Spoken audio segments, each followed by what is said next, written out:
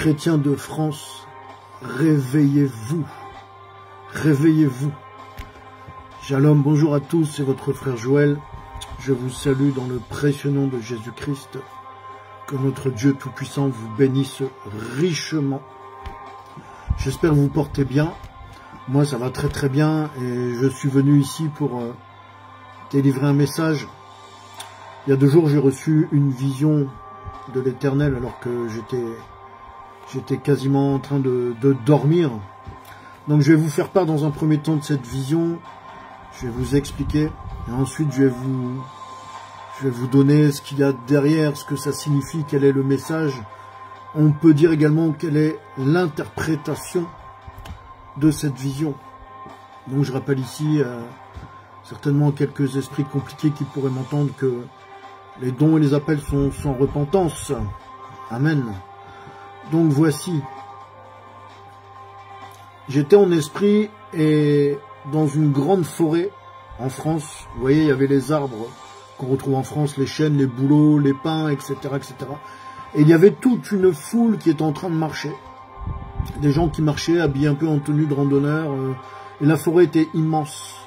J'ai eu une vision globale de la forêt. Puis ensuite, vous voyez, c'est venu un peu se resserrer. Donc c'était dans la forêt, dans une espèce de... comme une grande clairière, une espèce de plaine. C'était environné de très grands arbres. Et il y avait une foule, des hommes, des femmes de tout âge qui se promenaient. Qui avaient avec eux des appareils photo, des... comment on appelle ça? Vous savez, les smartphones, voilà, des smartphones modernes, des iPhones, des choses comme ça avec lesquels on peut faire des photos. Ils étaient en short, ils étaient vraiment en tenue légère. C'était une journée de beau temps. Et au milieu d'eux, il y avait un énorme ours brun qui était là. Et l'ours marchait au milieu d'eux. Lui n'était pas en train de se promener, il regardait de droite à gauche. Et donc toute cette foule, tous ces gens, ces hommes et ces femmes, regardaient cet ours comme si de rien n'était. Ils étaient comme hébétés. Ils étaient comme incapables de réagir. L'ours est un prédateur redoutable, d'accord? Et donc cet ours allait de droite à gauche. Et soudainement, il s'est jeté sur un homme qui avait un appareil photo autour du cou. Il s'est jeté dessus, l'a mis au sol. Et il a commencé à le déchiqueter. Il a commencé à le mettre en pièces, clairement. Et l'homme, le seul réflexe qu'il a eu, c'était de prendre son appareil photo et de commencer à vouloir photographier l'ours. Et autour, personne n'était choqué. Les gens regardaient simplement. Les gens regardaient la scène. Ils étaient passifs. Vous voyez? Ils ne cherchaient même pas à fuir. Il n'y avait pas réellement de réaction alors qu'une horreur était en train de se produire devant leurs yeux. Voilà. Et ensuite, ça s'est arrêté là. Donc, évidemment, quand l'Éternel Dieu nous permet de voir ce genre de choses, c'est qu'il a un message. Et je suis venu ici pour vous délivrer ce message et je l'ai donné déjà d'entrée de jeu, en préambule. Chrétiens de France, réveillez-vous. À présent, je vais vous donner l'interprétation de ce message. Vous voyez, cette forêt, elle était vraiment en Europe, en France, et les gens que je voyais étaient habillés réellement, peut-être en tenue estivale, mais à la française. D'accord? Et l'Esprit m'a montré que ces gens, en fait, c'était le peuple de Dieu en France, les chrétiens et les chrétiennes qui sont en France. Donc pas forcément, comment dire, pas forcément des Français natifs, hein, mais les chrétiens qui sont en France de manière générale. Et donc, qu'est-ce que ça veut dire? Eh bien, ça veut dire que, tout simplement, l'ours, c'est un symbole. Dans la Bible, l'ours est symbole de jugement et symbole de la colère de Dieu. Vous voyez? Et les gens sont passifs parce que les gens ne voient plus clair, parce que l'adversaire, les distractions, les idolâtries diverses et variées ont fermé les yeux et les oreilles spirituelles des gens. D'accord? C'est ça que ça veut dire. C'est quand même quelque chose qui est extrêmement grave. C'est-à-dire que se passe-t-il? L'adversaire attaque les chrétiens en France de toutes parts. Vous voyez, c'est ce que symbolisait l'ours au milieu des gens. L'ours ne déambulait pas, il cherchait simplement quelle était la proie, quelle allait lui donner le plus d'appétit pour se jeter dessus et la dévorer. Parce que le diable ne vient que pour voler, égorger et détruire. Eh bien, c'est ça. Le peuple de France est inerte. Le peuple de France, les chrétiens de France, sont endormis. C'est-à-dire qu'une bête féroce se trouve au milieu d'eux, ils n'arrivent même plus à réagir. Ils ne voient même plus que l'adversaire, le diable en France, est en train de les détruire, est en train de les dévorer, de consumer l'Église. Donc je disais que l'ours, c'est ça. Et cette forêt, dans l'esprit m'a révélé que cette forêt était bien en France. Vous voyez, c'était les gens qui s'y promenaient, que j'ai vu se promener dans la clairière, étaient des chrétiens de France. D'accord? Donc ça te concerne aussi, toi qui es chrétien, qui peut venir d'un autre continent. Toi qui as traversé des océans, qui as traversé des montagnes et des plaines pour arriver jusqu'ici. Nous tous sommes concernés. Les chrétiens qui sont en France. C'est un message qui s'adresse, je dirais, à l'ensemble du corps de Christ. Et les ours symbolisent quoi dans la parole de Dieu? Ce sont les conséquences de la désobéissance envers Dieu. Quand Dieu est fâché, il fonctionne toujours de la même manière. C'est un Dieu qui est bon, qui est lent à la colère, mais lorsque la colère de Dieu s'abat, c'est terrible. Et la colère de Dieu commence à s'abattre sur ce pays, et ça n'ira pas en s'améliorant. Voilà ce que m'a révélé Dieu à travers ce songe, et voilà ce message que je vous délivre. Pourquoi? Parce que je n'ai pas envie que le sang de plusieurs me retombe sur la tête. Donc, que ceux qui ont des oreilles pour entendre, entendent. Amen. Amen. Donc, vous voyez, on dit toujours que la France est la fille aînée de l'Église. Donc, je prends ça parce que c'est un petit peu une donnée historique concernant ce pays, la France. Et puis, ce message, je dirais que ce message peut se décliner à divers pays occidentaux, mais là, c'est vraiment au peuple de France que je m'adresse, aux chrétiens et aux chrétiennes de France. Mon frère, ma sœur, la France, fille aînée de l'Église, fille aînée de Dieu, ça c'est l'histoire. L'histoire est là pour témoigner. L'histoire, ici, quand on dit cette phrase que tout le monde aime à répéter, c'est devenu une phrase qui est vide de sens, c'est devenu une phrase qui est simplement historique. C'est un ancien flambeau qui brûle et qui brûlait, qui ne brûle plus aujourd'hui. La France n'est plus la fille aînée de l'Église. Elle l'est d'une manière historique. En revanche, le Dieu que nous prions, le Dieu d'Abraham, d'Isaac et de Jacob, lui n'est pas un Dieu de l'histoire, lui n'est pas un Dieu historique. Amen. Et Dieu n'est pas un folklore du passé.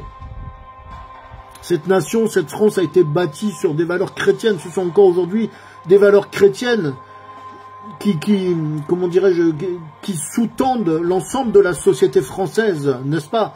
Lorsque tu vas à l'église pour te marier, on te dit toujours que l'homme est le chef de la famille, il doit subvenir aux besoins de sa famille, ainsi de suite. Mais tout cela vient de la Bible, tout cela vient de la parole de Dieu. La France est un pays qui est imprégné de christianisme. Et le Dieu que nous prions n'est pas un Dieu historique.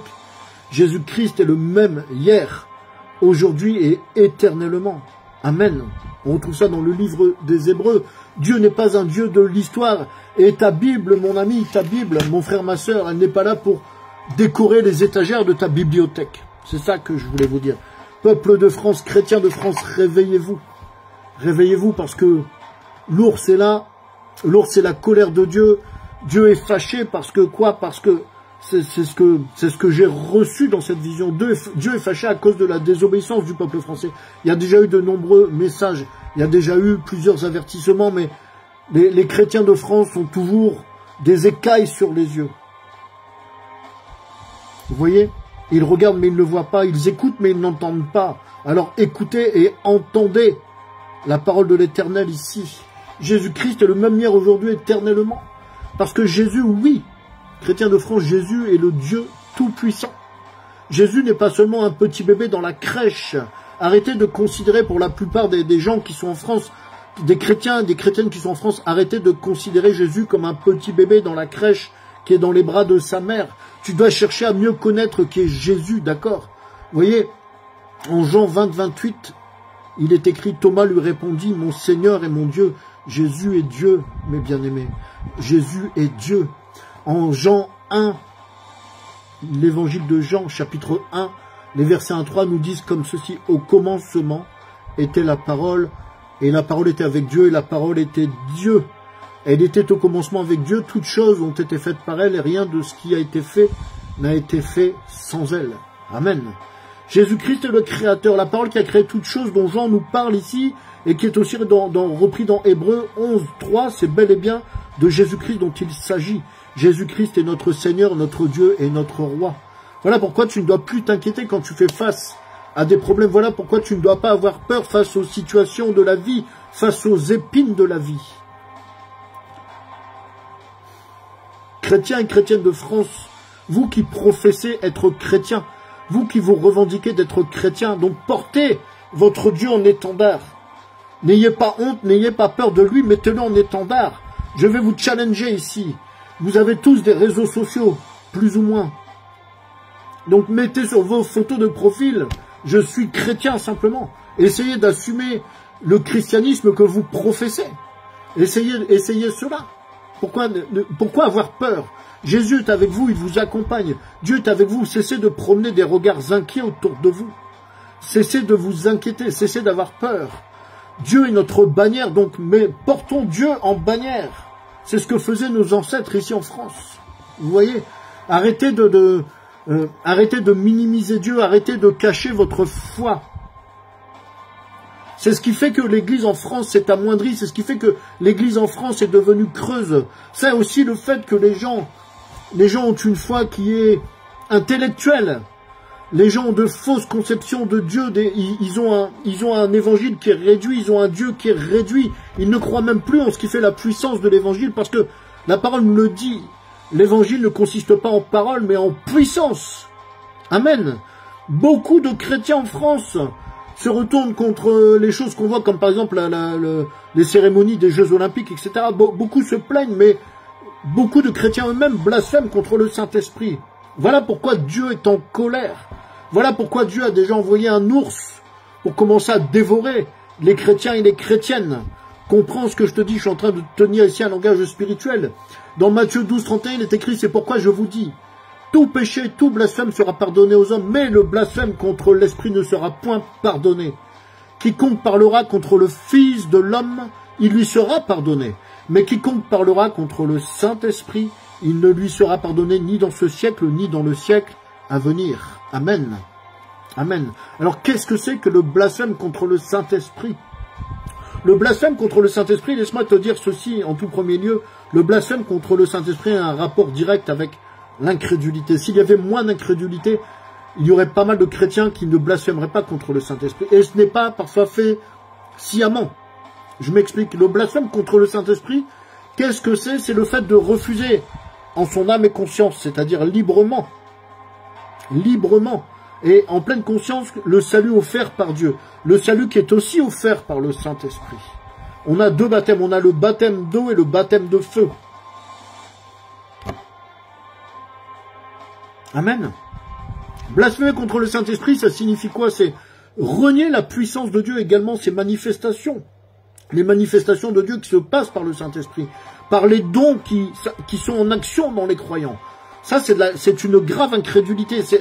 Vous voyez quelqu'un qui rejette, par exemple, qui dit que la guérison divine n'existe pas. C'est ça, blasphémer contre le Saint-Esprit. Quelqu'un qui voit que un homme reçoit la guérison divine et vient dire que non, c'est faux. Ça n'existe pas, c'est du cinéma, c'est un trucage, ce n'est pas possible.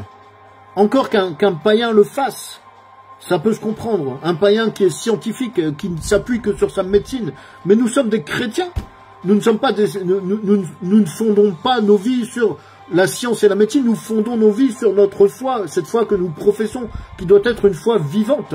Nous devons marcher par la foi et non par la vue. Et faites attention, cessez. Il faut éviter de blasphémer contre le Saint-Esprit, c'est grave. Jésus nous dit bien que ce péché-là ne sera jamais pardonné. Alors toi qui te dis chrétien, mais qui ne crois pas dans les dons, qui ne crois pas dans les prophéties, qui ne croit pas dans le fait qu'un croyant puisse avoir une révélation, qu'un croyant puisse prophétiser ou guérir les malades. C'est pourtant ce que Jésus nous a demandé dans la Grande Commission. Voilà pourquoi Dieu est fâché. Parce que beaucoup de chrétiens en France, beaucoup de chrétiens ont une foi intellectuelle, beaucoup de chrétiens sont des hypocrites. Vous faites semblant de croire, vous êtes circoncis d'une manière intellectuelle, mais vous n'avez pas accepté Jésus dans vos cœurs. Parce que celui qui a une foi vivante, une foi véritable, ne va pas rejeter ces choses, ne va pas ainsi blasphémer contre le Saint-Esprit. Et la plupart des gens en France, qu'est-ce qui se passe? Pourquoi Dieu est en colère? Dieu ne m'a pas montré ça par hasard. La plupart des gens ils vont à l'église. Ici, je parle pas forcément de l'église catholique ou ceci. Peu importe que tu sois pentecôtiste, que tu sois baptiste, que tu sois catholique, que tu sois protestant, ça n'a strictement rien à voir. Le problème, c'est que les chrétiens de France, beaucoup de chrétiens en France se sont refroidis. Vous êtes tièdes. Il n'y a plus ce feu qui brûle en vous, ce feu, cet amour pour Christ ne brûle plus en vous. Vous êtes devenus tièdes. Et au grand jour terrible du jugement, à la fin, Jésus vous vomira de sa bouche. Il vaut mieux être un chrétien froid qu'un chrétien tiède. Reviens à ton premier amour, mon frère, ma soeur. Reviens brûlant comme tu étais pour Christ, pour la parole, pour l'évangile. Ne te contente pas de dire, de jeter comme ça un peu crânement, « Oh, moi je suis un chrétien, oh, moi je suis une chrétienne. » Non. Le dire c'est bien, le pratiquer c'est mieux. Amen. Certains vont à l'église, pourquoi? Parce que, bah oui, il faut y aller. Parce que dans la famille, on y va, parce que mon papa et ma maman y allaient, donc j'y vais aussi. Ou pour d'autres motifs qui ne sont pas très glorieux non plus, ou par motif d'intérêt. Mais voilà d'où vient la colère de Dieu, c'est parce que vous êtes des chrétiens hypocrites. Vous allez à l'église pour regarder comment est habillée la voisine. Vous allez à l'église pour voir quelle nouvelle voiture vient de s'acheter votre frère chrétien. Vous n'y allez pas pour réellement louer, réellement adorer, réellement prier l'Éternel. Voilà d'où vient la colère de Dieu, parce que vous avez l'apparence de la piété, mais vous en rejetez ce qui est la force. Vous ne croyez pas au don spirituel, vous ne croyez plus au ministère du Saint-Esprit. Voilà, vous réduisez Jésus à un petit bébé qui est dans les bras de sa maman, à un petit Jésus qui est dans la crèche, alors que Jésus, le lion de la tribu de Juda, il est le Dieu tout-puissant. Il est le Dieu qui est vivant, il est le Dieu qui vit au milieu de nous, il est le Dieu qui vit en nous. Amen. Réveillez-vous, chrétiens de France. Réveillez-vous parce qu'il commence déjà à être presque trop tard. On est au début de la fin des temps. Voyez, arrêtez de faire semblant d'être chrétien. Arrêtez de faire semblant d'être chrétien. Mettez les genoux au sol. Criez à l'Éternel. Revenez vers Dieu avec crainte et tremblement. Retournez-vous vers Dieu. Sortez les Bibles de vos étagères. Dépoussiérez vos Bibles. Arrêtez de faire semblant, arrêtez d'être hypocrite. Parce que l'ennemi sournois et sanguinaire, il est là.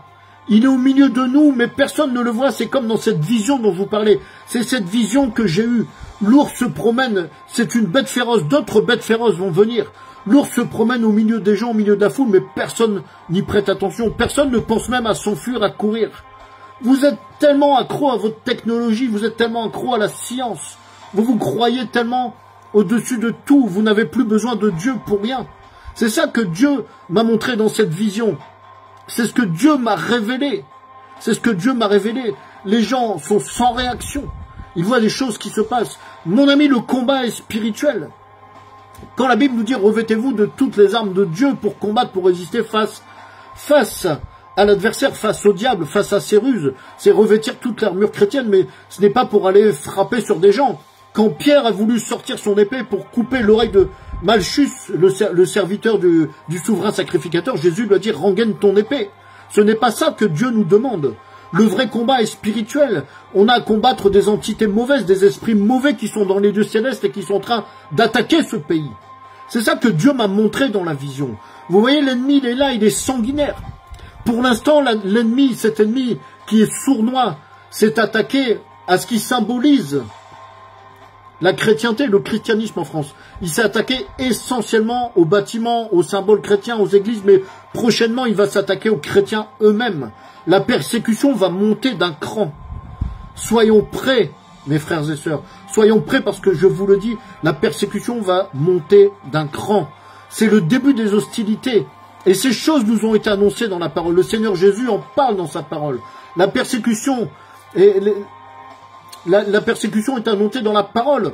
Il est dit, on vous livrera aux tribunaux, vous serez battus de verges dans les synagogues, vous comparaîtrez devant des gouverneurs et devant des rois à cause de moi pour leur servir de témoignage. Il faut que la bonne nouvelle, premièrement, soit prêchée à toutes les nations. Quand on vous emmènera pour vous livrer, parce que c'est ça qui va nous arriver bientôt. Ne vous inquiétez pas d'avance de ce que vous aurez à dire, mais ce qui vous sera donné à l'heure même vous sera donné par le Saint-Esprit. C'est le Saint-Esprit qui va te dire ce que tu auras à dire. La Bible nous le dit, on sera haï à cause du nom de Jésus-Christ. Mais qu'est-ce qui va faire notre force? Qu'est-ce qui va permettre aux chrétiens de tenir bon? C'est d'avoir été capable de revêtir toute l'armure de Dieu. C'est d'avoir été capable d'avoir une foi qui est vivante, de professer une foi et de manifester une foi qui est vivante, de manifester la vie de l'esprit. C'est ça seulement qui va nous permettre de tenir bon, de tenir ferme, parce qu'il y aura des temps difficiles. Les temps difficiles et pénibles ont commencé. Ce n'est que le début. Le Seigneur Jésus nous le dit dans Marc 13. Et celui qui sera dans les champs ne se retourne pas en arrière pour prendre son manteau. Malheur aux femmes qui seront enceintes et à celles qui allaiteront en ces jours-là, prier pour que ces choses n'arrivent pas en hiver. Or, je vous le redis ici, dans cette vision que j'ai eue il y a 2 jours, l'ours s'est jeté sur une personne, a commencé à le dévorer. Cette personne, cet homme, tout ce qu'il a su faire, il n'a pas réagi, il n'a pas cherché à fuir. Il a juste voulu prendre l'ours en photo. Pourquoi? Parce que les gens ne vivent qu'à travers la technologie, ne vivent qu'à travers les réseaux sociaux. Quand un événement se passe, quand quelque chose de grave arrive, au lieu d'aller, comment dirais-je, porter secours, les gens ne font que filmer, photographier. Les gens sont devenus des coquilles vides. Les gens sont en train d'être zombifiés par un esprit d'endormissement, un esprit d'aveuglement. Les gens sont affaiblis par les ruses du diable. Les gens sont affaiblis par les convoitises, par tout ce qui est du domaine de la séduction que l'adversaire met sur notre chemin. Vous voyez, dans la Bible, on nous parle de Samson et Dalida. Et il est écrit que Dalida fit reposer la tête de Samson sur ses genoux, qu'elle lui caressa la tête et qu'elle l'endormit. Le peuple de France, il s'est laissé endormir par Dalida de la même manière. Il s'est laissé endormir par la séduction, il s'est laissé endormir par des esprits trompeurs, par des esprits séducteurs. Mais ces esprits, ne vous y trompez pas, ils sont féroces. Ils sont féroces. Vous voyez, l'amour que vous avez envers Dieu, il doit cesser de refroidir. Revenez à votre amour pour Dieu, à l'amour brûlant et incandescent que vous aviez au départ de votre conversion. Dans Romains 2,13, l'apôtre Paul nous dit, ce ne sont pas en effet ceux qui écoutent la loi qui sont justes devant Dieu, mais ceux qui la mettent en pratique qui seront justifiés. Amen. Chrétiens de France, réveillez-vous. Réveillez-vous, mes frères et mes sœurs. Parce que l'amour envers Dieu ne cesse de se refroidir. Les chrétiens baissent de plus en plus les bras. La plupart des chrétiens, ils sont devenus tièdes.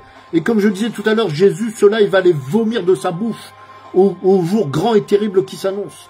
Mettez la parole en pratique réellement. Sortez de votre petit évangile étriqué avec un petit Jésus bien gentil. Sortez de votre idolâtrie. Sortez de vos prostitutions spirituelles. La reine du ciel n'a rien à voir avec le christianisme. La reine du ciel n'a rien à voir avec le fait de prier le Seigneur Jésus-Christ. Elle n'est pas un objet d'adoration, d'accord? Elle n'est pas un objet d'adoration. Alors revenez à vos premiers amours. Ne vous détournez plus de Dieu. Toi aussi, je te parle à toi qui as traversé des océans, qui a traversé des vallées, qui a franchi des montagnes et qui est ici. Là, une fois que tu es arrivé dans ce pays de la technologie, ce pays de la distraction, toi aussi tu te laisses gagner par les ruses du diable. Repens-toi et mets tes genoux au sol. Amen.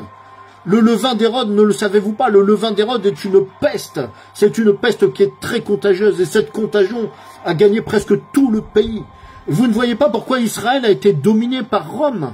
À cause du pharisianisme, à cause de la mondanité. Et c'est ça, c'est ces temps-là que nous sommes en train de revivre ici en France actuellement. C'est ce que vous êtes devenus, les chrétiens de France. Vous êtes devenus des mondains. Vous vivez dans la distraction. Vous ne vous appuyez que sur la technologie. Vous faites semblant d'être chrétien, mais tout ce qui vous importe, c'est d'avoir votre argent. Tout ce qui vous importe, c'est la science. Vous menez une vie sans Dieu. Vous menez une vie sans foi ni loi. Vous vivez comme des bandits spirituels. Vous êtes un peuple de voyous spirituels. Et la plupart d'entre vous, dans les églises modernes, vous êtes des pharisiens. Si le Christ revenait aujourd'hui, vous le feriez crucifier, tout comme les pharisiens l'avaient fait crucifier à l'époque. Vous blasphémez contre le Saint-Esprit à force d'être légaliste, à force d'être incrédule, à force de rejeter ce qui fait la puissance de l'Évangile. Vous ne voulez garder que l'apparence de la piété. C'est la seule chose qui vous intéresse, c'est d'avoir l'air d'eux, c'est de paraître. Vous êtes dans le matu-vu spirituel. Repentez-vous. Repentez-vous, mettez les genoux au sol, criez à l'Éternel, prenez le temps de demander pardon à Dieu, prenez le temps de pleurer, d'implorer sa pitié, sa miséricorde. Pourquoi? Parce que vous êtes en réalité, vous êtes dirigé par la chair, qui de nos jours encore marche réellement par la foi.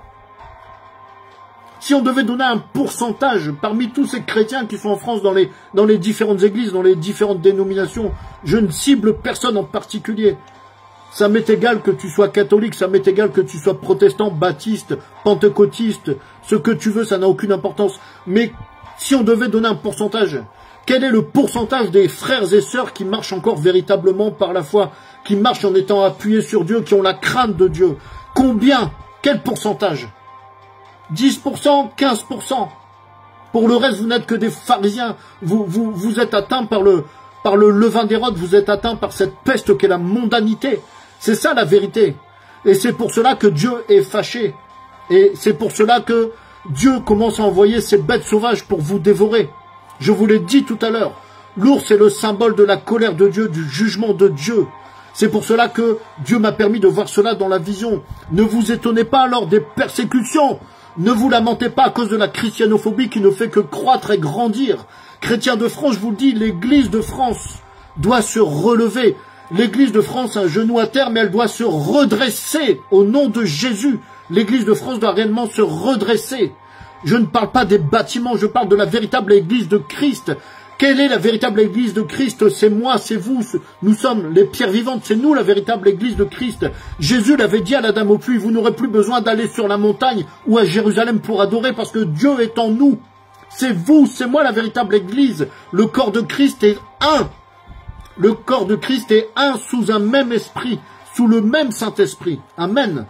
Jésus est la tête du corps et nous en sommes les membres. Jésus est la tête du corps mystique de Christ. Tu es un membre, tu es une membre du corps mystique de Christ. Donne-moi un amen là-bas. Alléluia. Amen. Est-ce que tu penses que c'est en allant 3 fois par an à l'église ou en priant 5 minutes par-ci, par-là que tu vas pouvoir sortir de ta torpeur? Sortez des séductions du diable. Sortez de votre endormissement, le dormeur doit se réveiller. Sortez de votre torpeur spirituelle. Laissez un peu vos téléphones portables se reposer. Laissez les séries à la télé tranquilles un peu. Laissez les matchs de football se reposer aussi. Revêtez-vous de toute l'armure de Dieu pour résister. Tenez ferme face aux attaques du diable. Tenez ferme face aux séductions, face aux ruses de l'adversaire. Le combat, le vrai combat est spirituel. Bien-aimés, peuple de Dieu, repentez-vous de vos faiblesses. Repentez-vous de vos manquements, repentez-vous de votre paresse spirituelle et adorez-le en esprit en vérité parce que c'est ce qu'il nous demande, parce que le Seigneur Jésus-Christ, notre Seigneur, notre Dieu, notre Roi, demande une seule chose, notre cœur.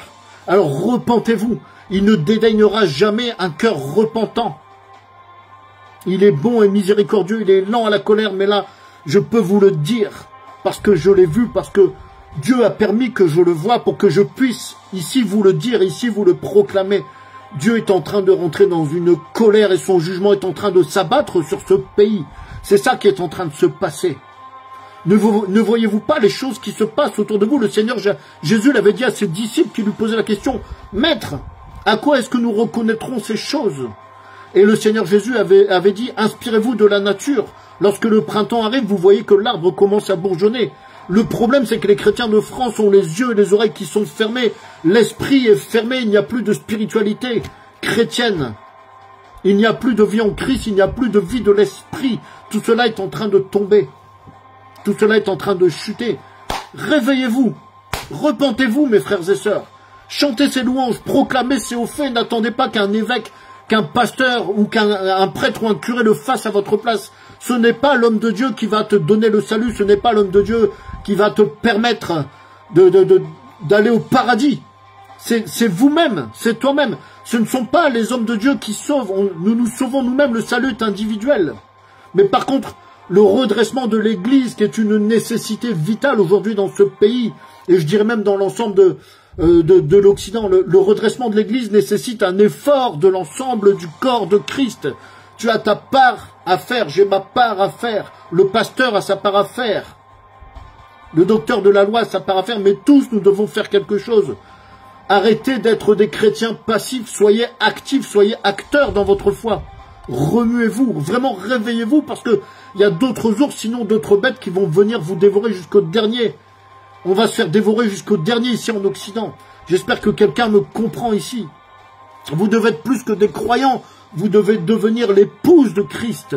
Parce qu'on arrive à la fin de la dispensation de la grâce, parce que la dispensation prochaine, celle qui arrive, c'est la dispensation du millénium, c'est-à-dire que nous devons nous préparer à l'enlèvement. nous devons nous préparer à l'enlèvement. Et ce n'est pas en étant tiède qu'on peut se préparer à l'enlèvement. Ce n'est pas en laissant nos Bibles décorer nos étagères qu'on peut se préparer à l'enlèvement. Ce n'est pas en priant 5 minutes par jour qu'on peut se préparer à l'enlèvement. Réveillez-vous. Réveillez-vous, mes frères et sœurs. Réveillez-vous parce qu'il commence déjà à faire sombre. L'heure est avancée. Le siècle est vraiment mauvais. Le siècle est vraiment méchant.